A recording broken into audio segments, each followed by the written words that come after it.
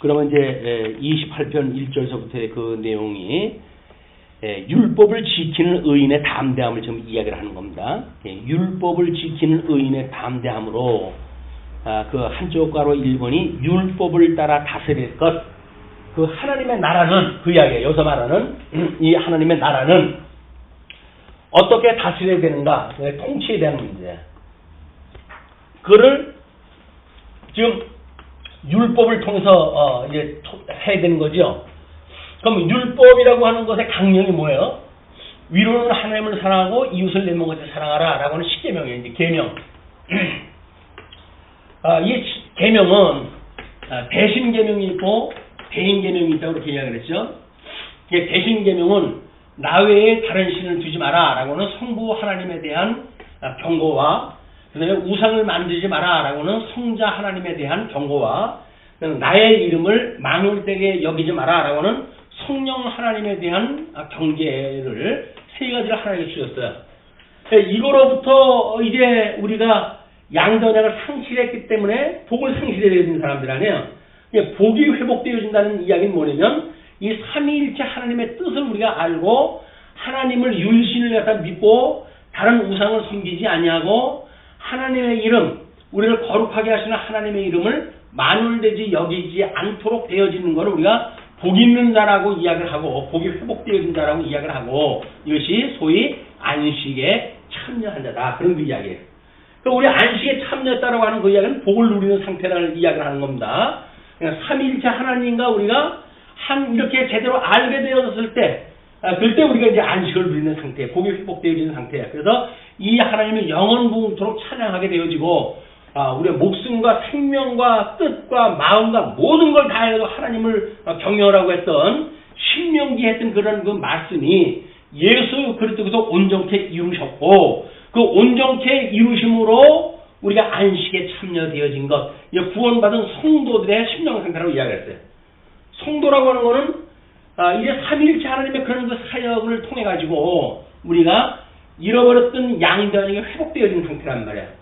그래서 나라도 그다음에 그 언약다선에 대한 것도 이것이 성도로서의 이게 기본이 이루어진 거예요. 대신계명으로 해가지고 복을 누리게 있는 상태다. 그러면 성도가 어떻게 하나님의 백성들과 성도의 교통을 할 건가? 라고 하는 문제가 이것이 대인계명이에요. 대인계명.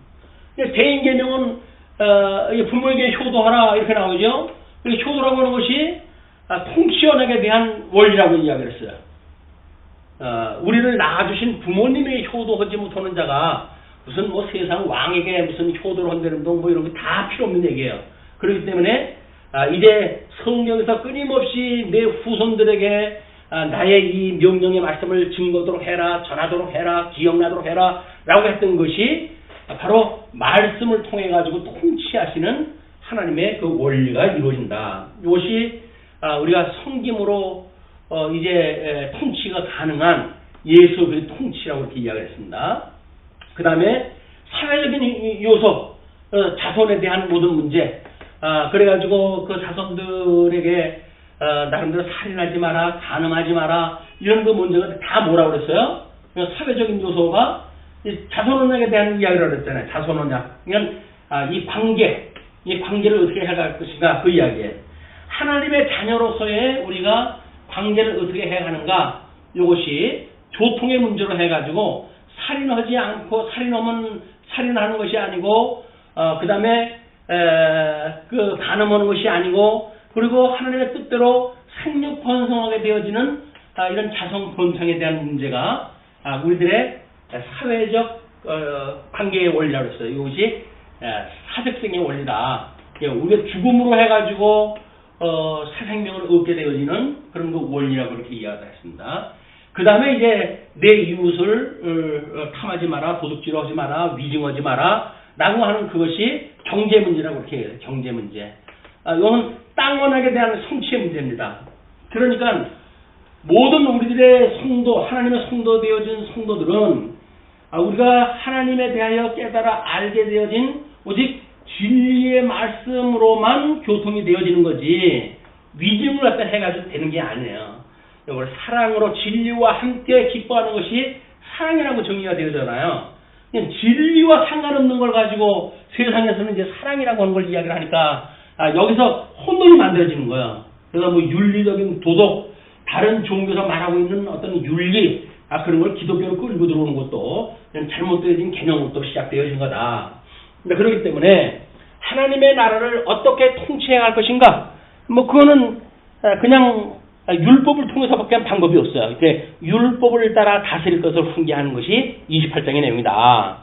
그 중에 28장 1절서부터 5절까지의 내용이 율법을 지키는 의인의 담대함이다. 그래서 율법을 지키게 되어지는 자, 지킬 수 있는 자, 그 사람은 이미 물론 예수 그리스도께서 지키는 분이죠. 그렇기 때문에 예수 그리스도가 이 땅에 하나님의 아들이심에도 불구하고 사람의 몸에 그 형상을 입고 낮아지실 수 있는 담대함은 어디부터 말미암은 것인가? 바로 율법의 주인으로 오셨기 때문에 가능한 거예요. 경계를 갖다 할 수 있는 데가 아무도 없어요.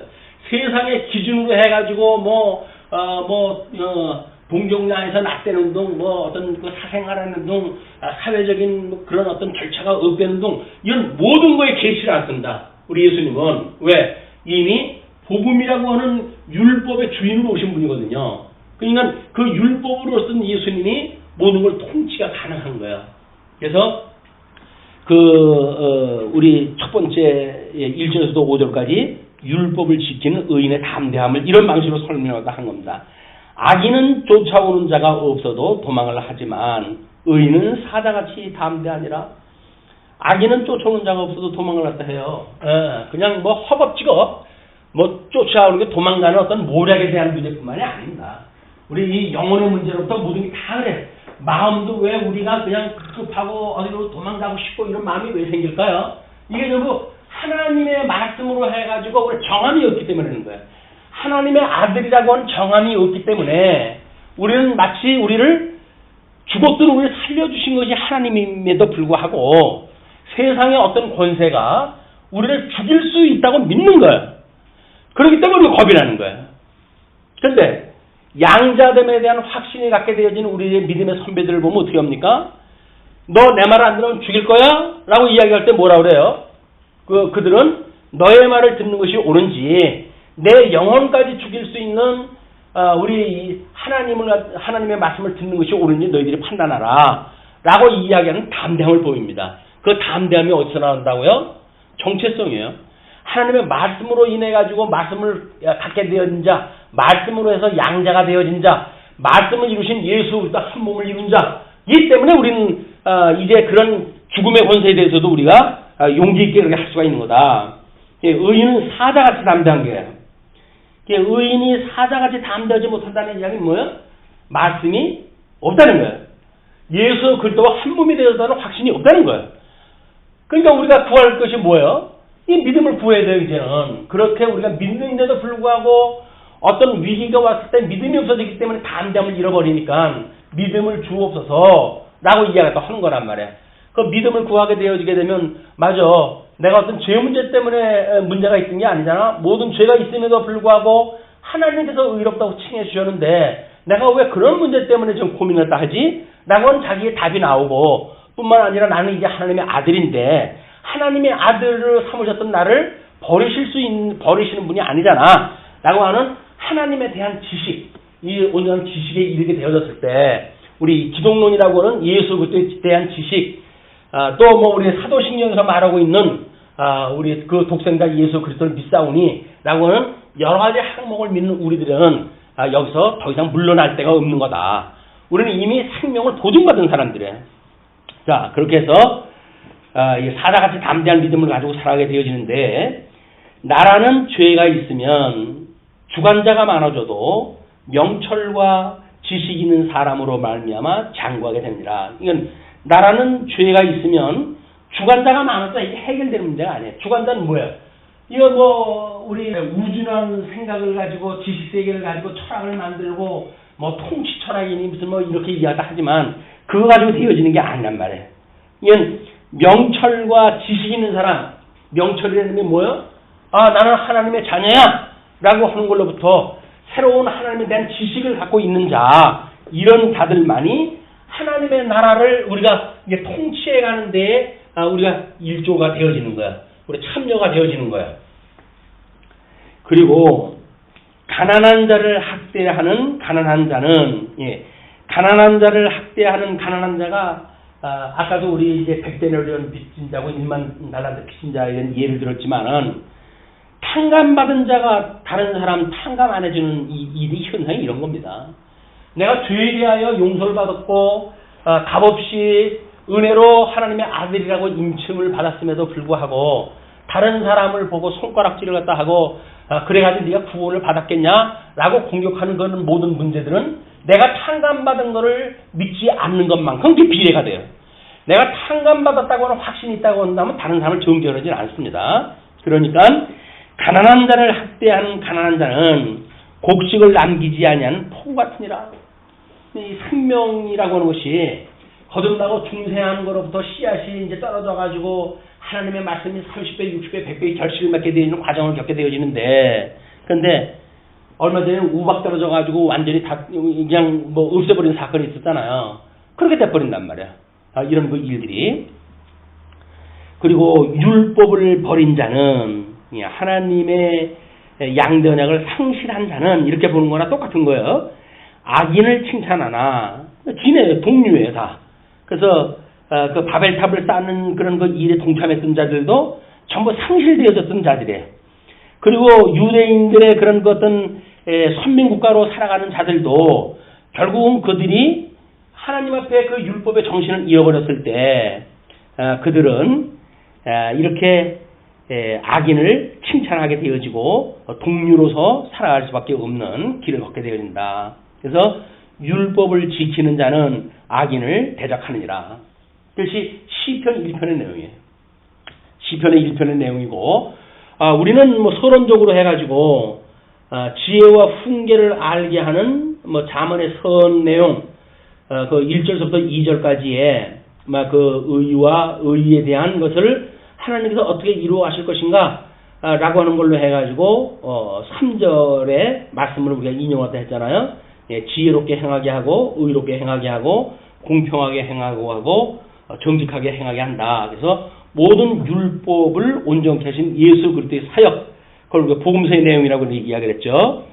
그래서 그 율법을 지키는 자는 악인을 대적하느니라, 심판을 갖다 하는 그런 예수 그리스도에 대한 이야기입니다. 예수 그리스도 한 몸 되어진 성도들도 마찬가지죠. 우리가 왜 교회의 어떤 그 표지를 그 표지 가운데 권징이라고 하는 걸 두는가라고 하는 그런 그 이야기는 바로 하나님의 말씀에 벗어난 자들에 대하여 징계하고 바로 길로 가는 사람들을 권면하기 위해서 권징이라고 하는 것이 있고 칠이라고 하는 행위가 이제 이루어지는 거란 말이에요. 근데 뭐 교회에서 이런 그 일이 없다고 한다면 자기가 왕이야, 뭐 거기에 아무것도 필요 없어 라고 말한다고 한다면 그건 온전한 성도의 삶이 아닙니다. 자, 그렇게 하고 악인은 정의를 깨닫지 못하나 악인은 하나님의 옳고 그름, 하나님에 대한 의를 알 수가 없지요. 그러나 여호와를 찾는 자는 모든 것을 깨닫느니라.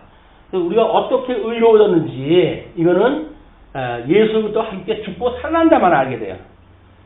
이걸 값없이 뭐 내가 의로워진 사람인데 나가 뭐 이제 죄 혹은 상관없는 거 아니야? 라고 이야기했다 하면서 내가 예수님과 함께 죽었어 라고 하는 죽었다라고 하는 걸 부인하지 않는 건 뭐예요?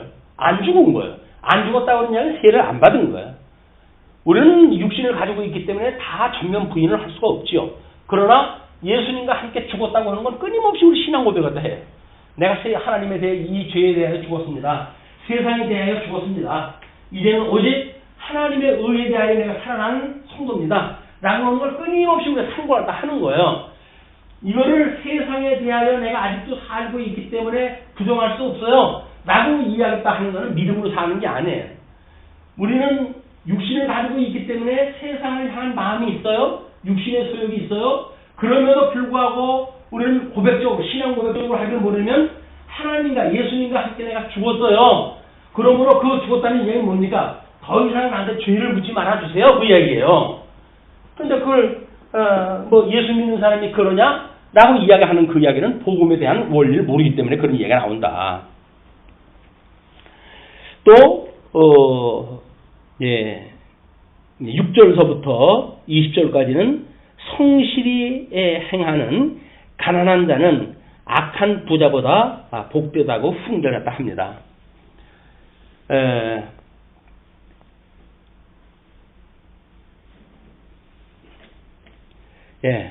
가난하여도 성실하게 행하는 자는 부유하면서 굳게 행하는 자보다 나으니라. 우리 이제 이 처음에 들어갈 때 통치 문제라고 이렇게 이야기를 했잖아요. 이 통치 문제를 설명할 적에는 앞서 우리가 누가 이제 그 편집을 했다고 그랬어요. 히스기야의 신하들이, 제사장들이, 서기관들이 솔로몬의 그 잠언을 그때 시대적 상황에 맞게끔 해서 편집을 했다고 그랬잖아요.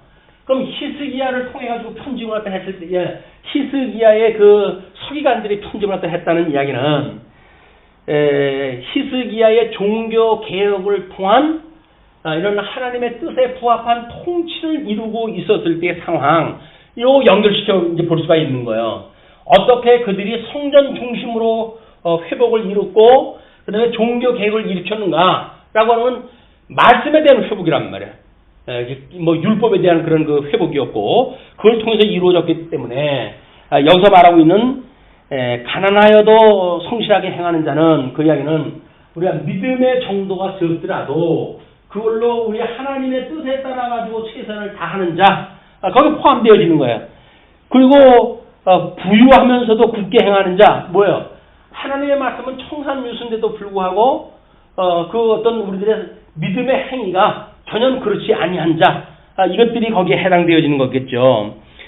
물론 근본적으로 해가지고는 우리 예수님이 천한 몸으로 이 땅에 오셨지만 성실하게 행하시는 예수 그리스도고, 그때 긴 옷을 자랑하고 있는 유대 종교 지도자들, 이런 자들은 그 율법을 굳게 행하는 자들이라고 하는 직접적인 그런 그 증거이기도 하지요. 그러나 그 예수님과 우리가 한 몸이 되어졌을 땐 현재적인 상황으로 그렇게도 해석이 가능하다. 율법을 지키는 자는 지혜로운 아들이요, 음식을 탐하는 자와 사귀는 자는 아비를 욕되게 하는 자니라. 그래서 율법을 지키는 자와 음식을 탐하는 자, 이렇게 이야기를 했어요. 재미나게도 율법이라고 하면 하나님의 말씀인데, 그 말씀을 중심으로 지키는 자는 지혜로운 아들이죠. 근데 이 사단 마귀는 그런 그 예수님이 40일을 금식을 갖다 했을 때 먹는 걸 가지고 공격을 갖다 해오잖아요. 그 음식을 탐하는 자예요. 그리고 음식, 땅에 그 돌로 떡을 만들어 먹음으로 해서 그가 마치 생존할 수 있는 것처럼 설명한 사람들의 거짓말을 이야기하는 겁니다. 그러나 그런 자들은 결국 하나님을 욕보이는 일로 끝나고 말았죠. 다음에 중한 별리로 자기 재산을 드리는 것은, 중한 별리라고 하는 것은 높은 고리로 해가지고 자기 재산을 드리는 것은 가난한 사람을 불쌍히 여기는 자를 위해 그 재산을 저축하는 것이니라. 그래서 성경에서는 처처에서 아닌 게 아니라 이 별리를 금했어요. 이 별리를 금했는데, 지금도 이슬람은 이 별리 문제를 지금 인정을 하지 않잖아요. 그렇기 때문에 그 중동의 이 금융에 대한 그런 거를 자유 체제의 그 국가들한테 어떻게 그들이 가지고 있는 돈을 가지고 돈을 불리는가 라고 하는 걸 특별한 방법을 통해서 그들이 해요. 이 별리, 이자 방식으로 하는 게 아니에요. 근데 우리가 이제 중세의 종교 개혁이 일어났을 때 칼빈이 이 별리에 대한 거를 합당하다, 성경적이다 라고 함으로 해가지고 이 어떤 자유주의, 자유무역주의 또는 경제의 원리, 이런 데 큰 변화가 오게 되어집니다. 모든 그 금융이라고 하는 뭐 새로운 증식기관, 이것이 만들어지게 되어졌는데, 별리라고 하는 그거는 성경에서 금하고 있는 내용들이에요, 사실은. 근데 뭐 우리가 어떤 현법적으로 해서 나름대로 우리 은행도 이용했다 하고 그러기 때문에 이걸 어떻게 생각을 할 것인가 할 수밖에 없어요. 세상에 이치니까. 그러나 만약에 교회 재산을 가지고 있는 어떤 재산이 있는데 그걸 성도들에게 별일을 통해 가지고 빌려준다든지 이런 그 일들은 온전한 일이 아닙니다. 교회에서만큼 그런 일이 안 되는 거예요. 세상의 거야 어차피 뭐 우리가 그렇게 살아가니까 인정하고 살아간다고 할지라도. 그래서 중한 별리로 자기 재산을 누리는 것은 가난한 사람을 불쌍히 여기는 자를 위해서 그 재산을 저축하는 것이다. 사람이 귀를 돌려 율법을 듣지 아니하면 그의 기도도 가증하니라. 율법을 듣지 않으면 그 이야기는 하나님의 말씀을 듣지 아니하면 하나님의 복음을 듣지 아니하면 그런 그 이야기예요. 그 복음을 듣지 아니하고 그가 이러고 저러고 기도한다는 이야기는 다 잘못되어진 기도다 그 이야기예요. 하나님이 기도 안 들어주신다. 정직한 자를 악한 길로 유인하는 자는, 그러니까 여기서 기도에 길거리에서 두 손 들고 기도하는 것 이런 것들이 하나님이 받아주신다고요? 안 받아주신단 말이야. 예수님이 오셨던 사도 복음서 마태복음 5장서부터 이야기했던 하나님 앞에서의 행하는 그 행위를 피력을 갖다 했는데 그게 전부 여기서 포함되어 있는 이야기들입니다. 사람이 귀를 돌려 율법을 듣지 아니하면 그의 기도도 가증하니라. 정직한 자를 악한 길로 유인하는 자는 스스로 자기 함정에 빠져도 성실한 자는 복을 받느니라. 정직한 자를 악한 길로 유인하는 자, 미혹하는 자들이죠. 그 미혹하는 자들은 함정에 빠질 수밖에 없어요. 우리가 담대함이 뭐로부터 나온다고요? 율법을 지키는 것부터 나온다 그랬잖아요. 우리가 복음을 가지고 있으면 우리는 어떤 사단, 이 사단의 우리들한테 공격, 정죄, 모든 것부터 우리는 담대할 수가 있어요. 야, 나는 하나님의 아들이야. 네가 그걸 가지고 나를 공격을 해? 이건 나는 공격할 수가 없는 거야. 나는 하나님 예수 그리스도로 만나면 의롭다고 칭함을 받은 거지 내가 가지고 있는 행위 때문에 내가 의롭다고 칭함을 받은 사람이 아니야. 그러므로 움직일 수 없는 예수 그리스도의 기초로 하고 있기 때문에 우리는 담대할 수가 있단 말이야. 그걸 우리 산상수훈에서 8장에서 뭐라 그래요? 이거를 반석 위에 집을 지었다 그러는 게 반석 위에. 우리의 신앙 고백은 지어져가는 성전인 성도들도 마찬가지로 우리는 반석이 된 예수 그리스도 위에 우리 집을 지은 거예요. 이건 어줍지 않은 세상의 논리에 우리가 무너질 수가 없는 거라니까요. 세상들이 그렇게 이야기했을 때 우리가 사탄아 불러가라 이렇게 갖다 해야지. 거기다 귀를 기울이고 아이고 내가 이걸 더 좋아 뭐 이렇게 하는 거는 여지껏 예수님이 우리를 위해서 십자가에 죽었던 모든 사건을 부정하는 일이에요 이게. 이게 무슨 일인지 왜 모르니까 세상의 율법 이 어떤 윤리 이런 걸 끌고 들어가지고 이러니 저러니 이야기다 하는 거지. 우리는 그럴 수가 없는 거다. 부자는 자기를 지혜롭게 여기나 가난해도 명철한 자는 자기를 살펴 아느니라. 그래서 부자라고 하는 것이 재산에 이제 어떤 많은 사람을 이야기할 수도 있겠지만 지혜롭게 여긴다고 하는 걸로 보아서는 때로 하나님의 말씀을 자기네들이 가지고 있다고 하는 자, 율법주의자들을 이야기하겠죠.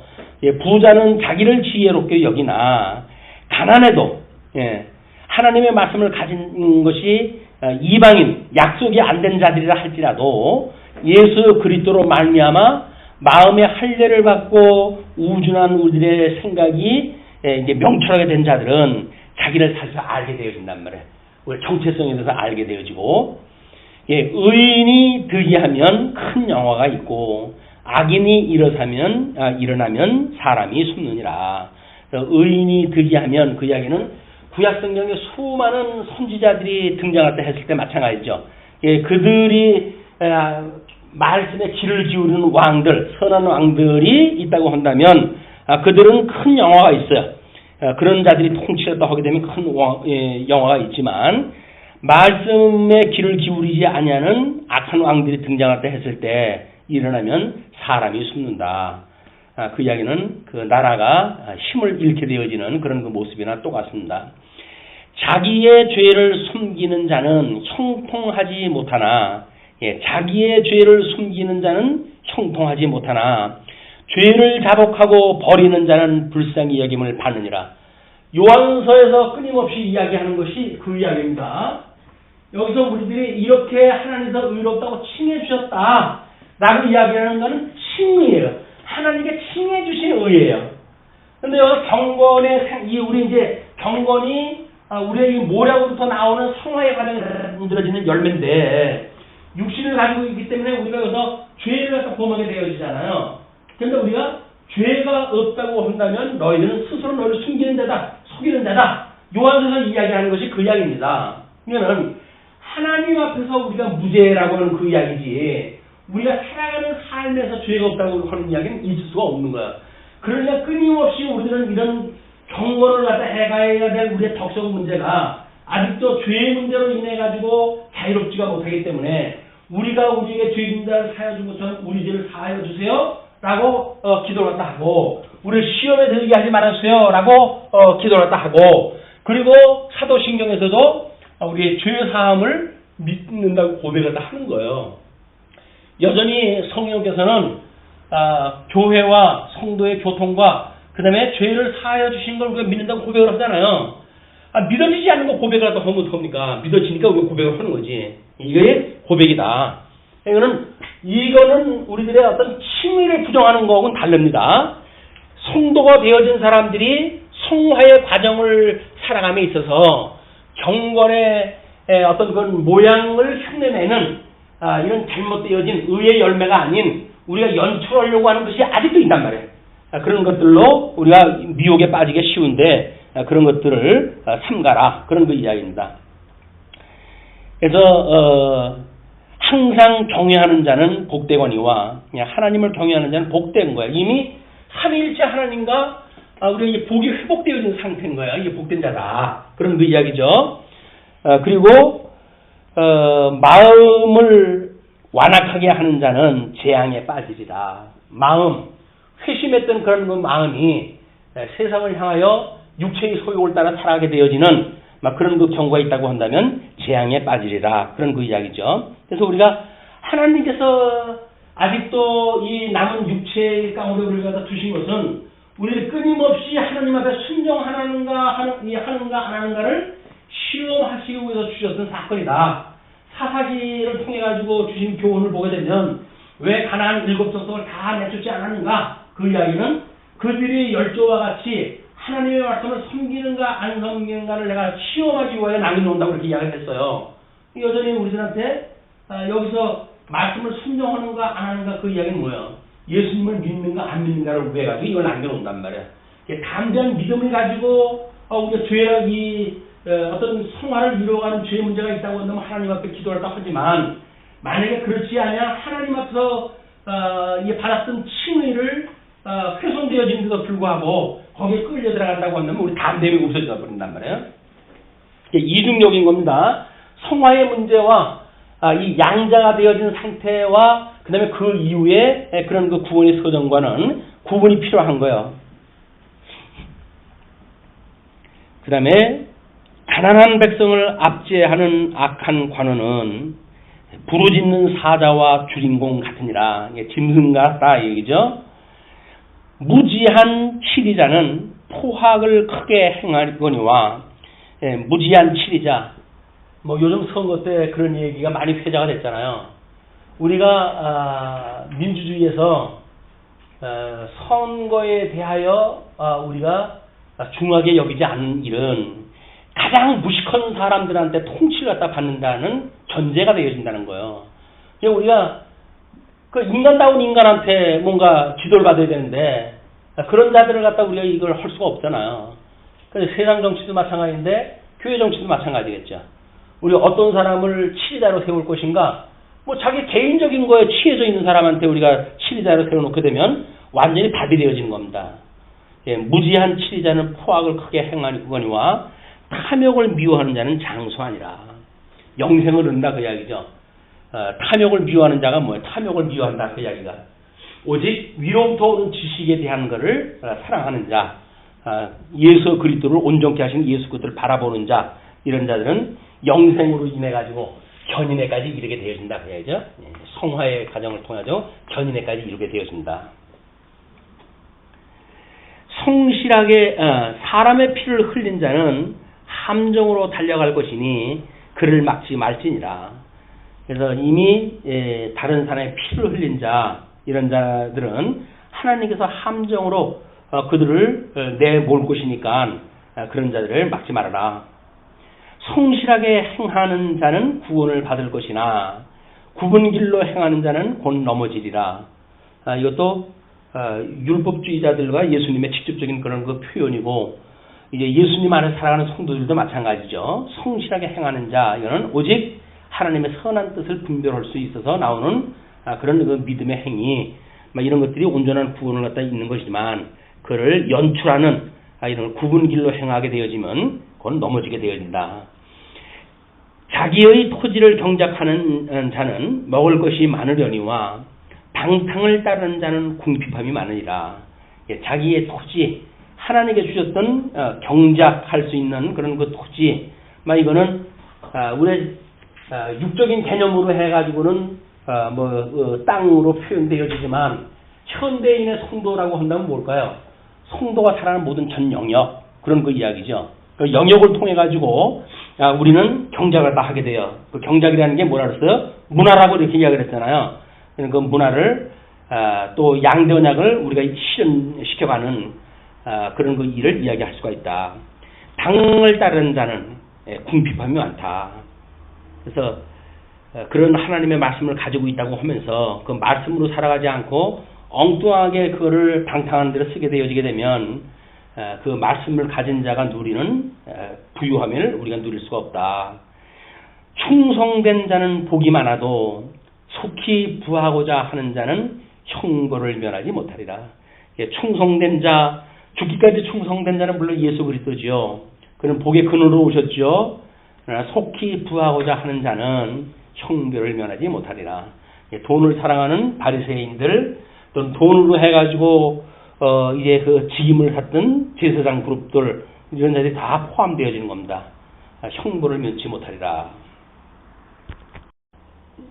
21절 보시겠습니다. 21절부터 28절까지는 악인은 저주를 얻으나 지혜자는 구원을 얻는다고 훈계하는 내용입니다. 사람의 낯을 보아주는 것이 좋지 못하고 한 조각 떡으로 말미암아 사람이 범법하는 것도 그러하니라.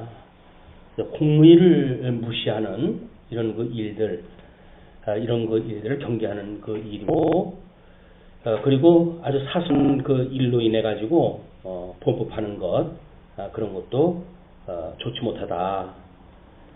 작은 일에 충성하는 것을 요구하시는 그런 내용이기도 합니다. 악한 눈이 있는 자는 재물을 얻기에만 급하고 빈궁이 자기에게로 임할 줄은 알지 못하느니라. 사람을 경책하는 자는 혀로 아첨하는 자보다 나중에 더욱 사랑을 받느니라. 악한 눈이 있는 자는, 그러니까 눈도 세속적인 것, 땅만 쳐다보고 사는 이런 그 사람들, 재물을 얻기에만 급급하고 빈궁이 자기에게로 임할 줄은 알지 못한다. 대체로 이런 사람들이 앞으로 남고 뒤로 미치는 일을 하는 사람들이에요. 사람을 경책하는 자는 혀로 아첨하는 자보다 나중에 더욱 사랑을 받느니라. 그래서 말씀을 통해서 우리가 훈계를 받을 수 있다는 이야기는 귀에 듣기 좋은 소리를 듣고자 하는 이런 그 말세에 있는 사람들하고는 다르게 우리가 지혜로운 자다.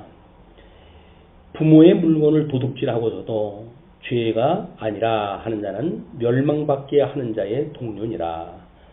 이것이 하나님 앞에 드림바 되어졌다. 고르반 해가지고 하나님 앞에 드림바 되어졌다고 해가지고 부모님한테 드리는 그런 그 일들을 아지 않는 부모의 물건을 도둑질하는 그런 그 자들입니다.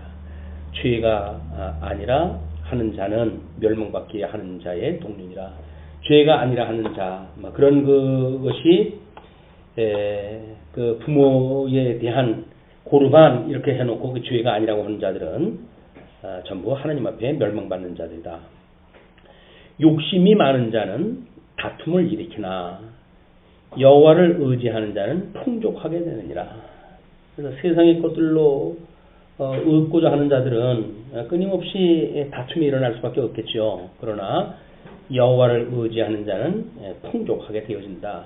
그래서 우리 아브라함의 내가 좌하면 나는 우하겠고 네가 우하면 나는 좌하겠다라고 하는 그런 그 믿음은 우리들로 하여금 우리의 삶이 얼마나 담대한지 하나님을 의지하는 그런 그 기쁨이 무엇인지를 알게 되어집니다. 자기의 마음을 믿는 자는 미련한 자요. 하루에도 12번씩 변죽을 떠는 자기의 마음을 믿는 자는 미련한 자요. 지혜롭게 행하는 자는 구원을 얻을 자니라. 끊임없이 하나님의 선한 뜻을 분별하는 자. 가난한 자를 구제하는 자는 궁핍하지 아니하려니와 못 본 채 하는 자에게는 저주가 크리라. 그래서 가난한 자, 뭐 이런 그 예는 예수님의 그 예화에도 나오는 거죠. 강도 만난 자를 이제 구제하는 자, 그 뭐 선한 사마리아인이라고 그렇게 이야기도 하는데 못 본 채 하는 자, 제사장들, 레위인들 이런 자들은 피해가고 하는 그런 그 예를 갖다 드는 겁니다.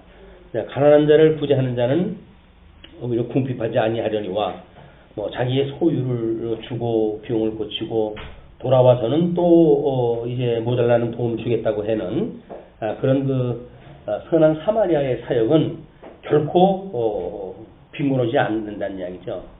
우리는 무엇인가를 쓰면 손해를 본다고 생각이 드는데 그렇지는 않습니다. 하나님 앞에 우리가 받은 거라고 생각이 들게 되면 그거는 설사 다른 사람을 위하여 쓴다고 하더라도 하나님 채워주셔요.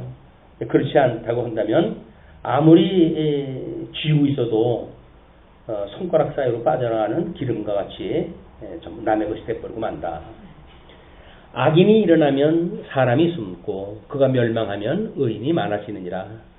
아까 설명했던 그런 그 내용과 유사한 내용입니다. 그래서 오히려 그런 악인이 일어났을 적에는 사람이 숨고 선한 그런 그 하나님의 뜻을 따라 가지고 살아가는 자들이 많게 되어지게 되면 의인이 많아지는 역설적인 일들이 만들어지고 있습니다.